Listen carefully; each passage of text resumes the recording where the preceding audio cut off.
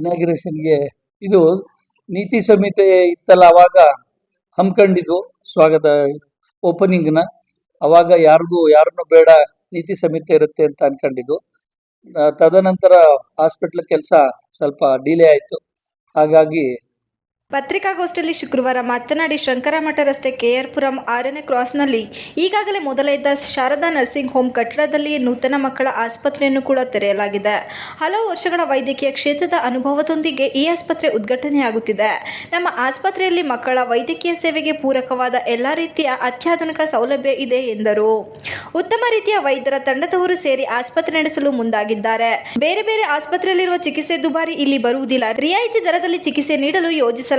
ಬದಲಾಗುತ್ತಿರುವ ಇಂದಿನ ಕಾಲಮಾನದಲ್ಲಿ ಎಳೆಯ ಮಕ್ಕಳಿಗೆ ತರಹೇವಾರಿ ರೋಗ ರುಜಿನಗಳು ಕಾಣಿಸಿಕೊಳ್ಳುತ್ತಿವೆ. ಮಕ್ಕಳ ಜೀವ ಅಮೂಲ್ಯವಾದುದು. ಹೀಗಾಗಿ ಅವರಿಗಾಗಿಯೇ ಒಂದು ಮಲ್ಟಿ ಸ್ಪೆಷಾಲಿಟಿ ಆಸ್ಪತ್ರೆ ಆರಂಭಿಸಲಾಗುತ್ತಿದೆ ಎಂದು ಮಾಹಿತಿ ನೀಡಿದರು. ಇದೇ ಭಾನುವಾರ ಬೆಳಗ್ಗೆ 8:40 ರಿಂದ 9:22 ಒಳಗೆ ಆಸ್ಪತ್ರೆ ಉದ್ಘಾಟನೆ ಆಗಲಿದೆ ಎಂದು ಹೇಳಿದರು. ಪತ್ರಿಕಾಗೋಷ್ಠಿಯಲ್ಲಿ ಆಸ್ಪತ್ರೆ ಮ್ಯಾನೇಜರ್ ಲಕ್ಷ್ಮೀಶ್, ಮೆಡಿಕಲ್ ಫಾರ್ಮ್ ರುದ್ರೇಶ್, ಸುದರ್ಶನ್ ಸೇರಿದಂತೆ ಇತರರು ಉಪಸ್ಥಿತರಿದ್ದರು.